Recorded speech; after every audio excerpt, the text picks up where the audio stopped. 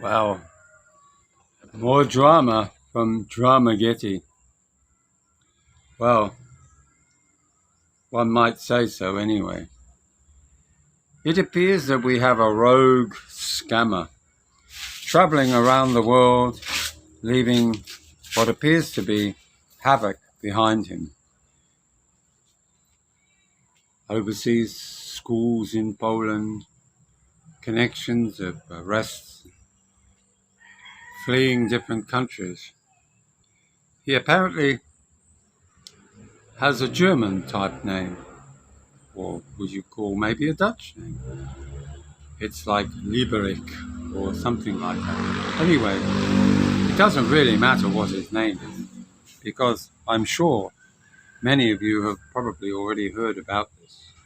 But it's a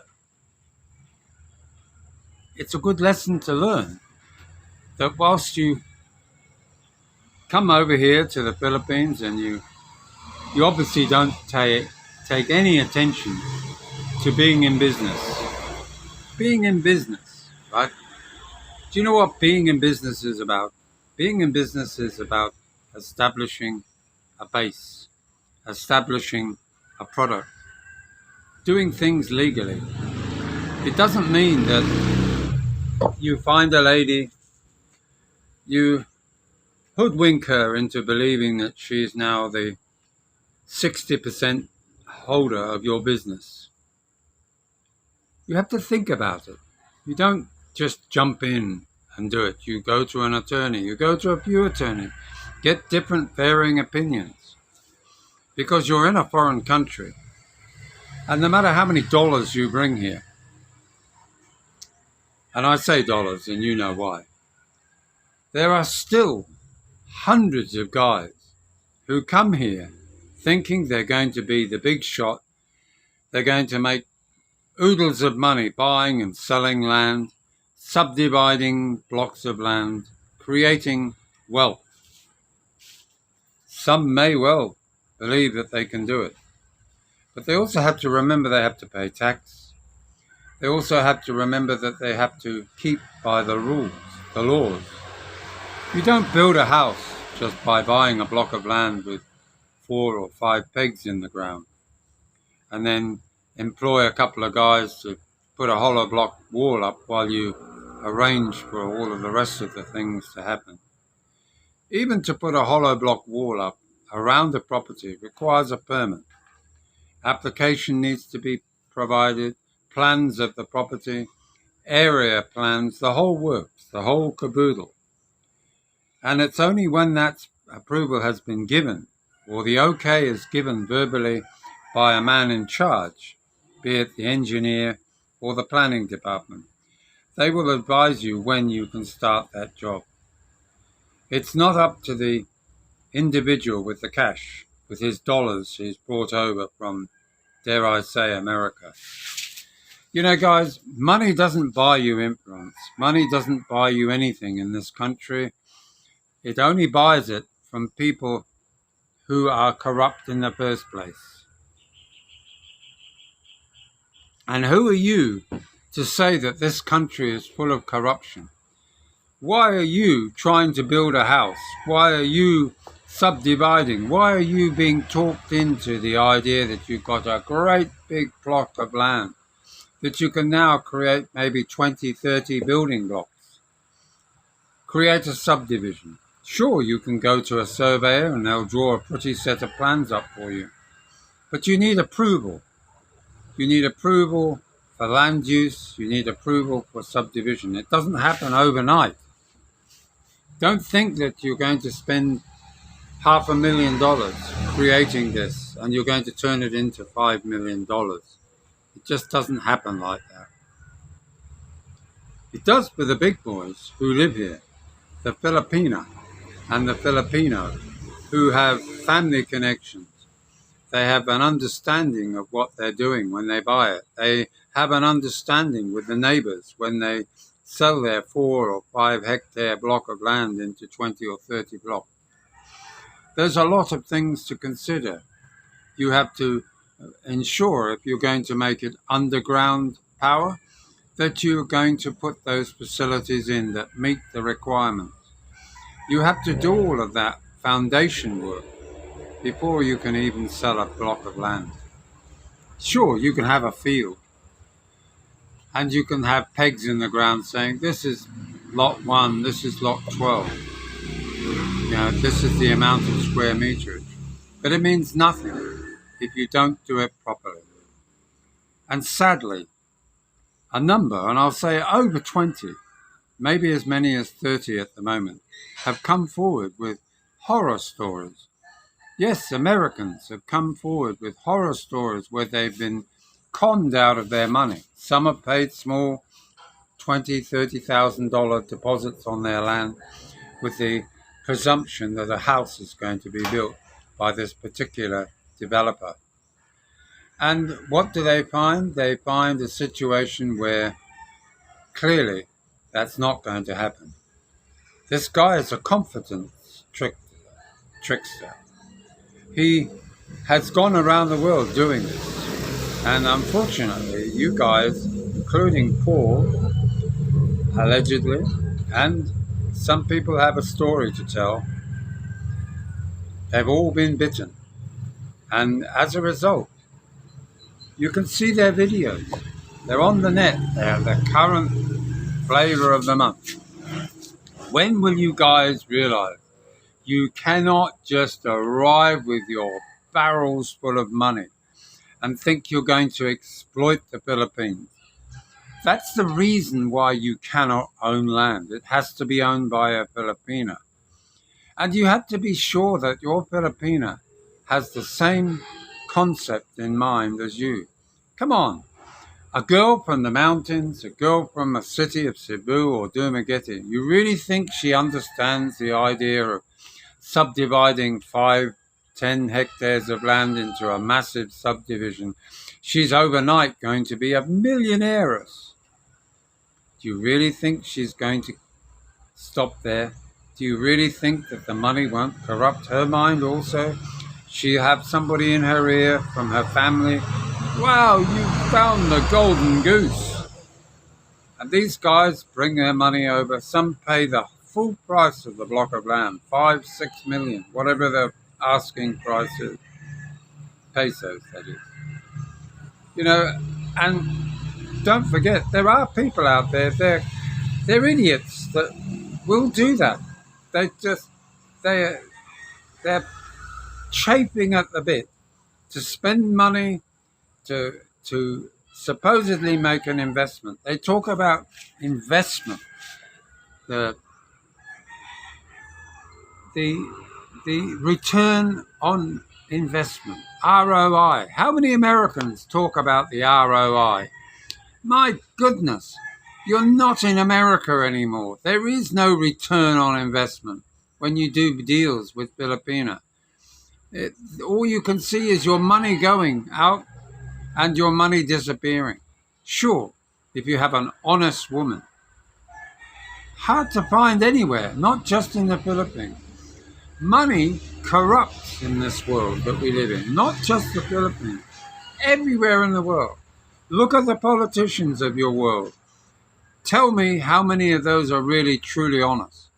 It's pretty hard to find an honest guy, unless they've got enough money beforehand. And how they get their money is their business. But no doubt the media will dig away and find out they got it this way or that way. But you guys, you've worked hard for your money. Don't be such a fool to part with your money, so to sign contract. Why? Because the guy's got an attorney. You need an attorney. Don't worry about them having an attorney. Oh, that's the sign of honesty? Come on. How many attorneys do you see in jail around the world? Many, I'm afraid. Dodgy dealers. They're no different. You guys have got to really wake up that your money was hard to earn in your life. Maybe it was easy. Maybe you made great deals and overnight you became like a futures trader where you made millions overnight in commission. And money just meant nothing to you. It's just a number on a piece of paper. But most people who come to the Philippines to settle, to retire, have worked damned hard to get their money. And they're stupid if they allow other people to take that money away. Okay, who am I to say this? I invested my money here. Not all of it, but a high percentage of it. Why? Why, you might say? I was doing it because I fell in love with a Filipino who I trusted, that as a result, when I die, she has a legacy, something that she can call tangibly that she never had before, a piece of land, a beautiful home, somewhere she can call home. No one can take away from her, unless, of course, she chooses to fritter it away on security of loans and stuff like that. I can't do that. I can't control that part of life. That's the future. But if she chooses to be sensible, if she chooses to be cautious, she has a home, and her children and her grandchildren will be able to call this the family home. That's not return on investment. You don't buy and sell houses like you do overseas. You may think you can buy a house, build a house at an affordable price for yourself on a block of land, and then put a ridiculous price on it, and then maybe sell it to a foreigner coming here who's unaware of the real value of what that was worth. And as they say, the value is what someone's prepared to pay. And, you know, you buy a brand new Toyota or a Mitsubishi or a Honda. You don't expect to make a profit selling it next week. You barely, maybe lose 100,000 on the deal. Just like you would in the UK, in the US, or Australia, or New Zealand, or Europe. They're not a classic car that accumulates in value. So, as sadly as these tales are going to unravel there in Dramagette, Dramagette has become a breeding ground for naive, stupid, and dare I say, many Americans who think they're going to make a killing by grabbing the first thing. You know, if something sounds so good, step back. Ask yourself, if it's that good, maybe you need to think again. It's not like Bitcoin. It's like a fever. It's like a gold fever. Some people see the Philippines like a gold rush, an opportunity. But remember, the law rules here. You might think you're being clever. You might think you've been fortunate to make all those hundreds of thousands of peso profit. But just remember, they can look closer, and you might have a visa to stay here, but it can be turned off at any point if they don't think you did the right thing, that you were mocking the purpose of stopping foreigners from coming here and wheeling and dealing in property and land, using a Filipina to do it. It just doesn't work that way, guy. The law and its intent is what you have to remember. Its intent. If you think you're going to circumvent the intent by just marrying or having a Filipino who you think you can trust, think again. It's a risky business. Life itself is risky. Don't think that people don't lose money overseas by making bad choices. Of course they do. And you guys have got to realize that there are people out there, yes, he's supposed to come, this alleged person is supposed to have come from South Africa, hence probably a Dutch or German or Polish name. So just be very, very careful. You can't just say, I did my due diligence. There's never enough. You be very careful what you risk. If you agree to signing a contract, find out how you could get out of it, what the terms of a breach of contract are. This guy apparently has been taken to court here already, and there are judgments against him, but nobody's seen their money yet. So we don't even know if he's still in the country. But one thing I will say is that you're very foolish if you part with your money without fully knowing. And don't try building a house, engaging a company that doesn't follow a rule set down by what you set them at the start. You shouldn't need to put large amounts of money. You go and buy the material. You choose the quality of the material. You employ the foreman. You get the foreman to find the right guys to do the job. You don't need to be pulled into going to some fancy contracting company.